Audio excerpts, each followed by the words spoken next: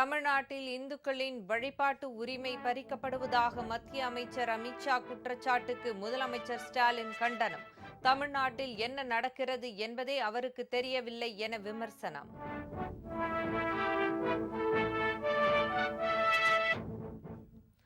அதிமுக கூட்டணியில் இணைந்தது அன்புமணி தலைமையிலான பாமக. தொகுதி பங்கீடும் முடிவு செய்யப்பட்டதாக எடப்பாடி பழனிசாமி தகவல்.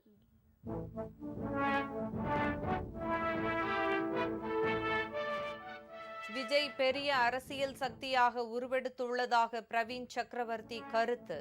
காங்கிரஸ் கட்சியை வலுப்படுத்த ஆட்சியில் பங்கு என்ற கோரிக்கை முக்கியமானது என்றும் திட்டவட்டம்.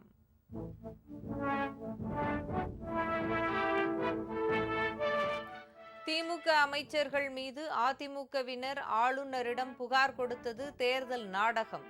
சீமான் விமர்சனம்.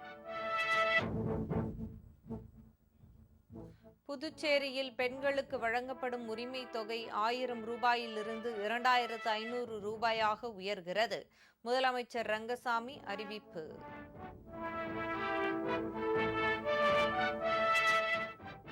வங்கக்கடல் காற்றழுத்த தாழ்வு பகுதி காற்றழுத்த தாழ்வு மண்டலமாக வலுப்பெற்றது. தமிழகத்தில் நாளை மறுநாள் முதல் மழை தீவிரமடையும்.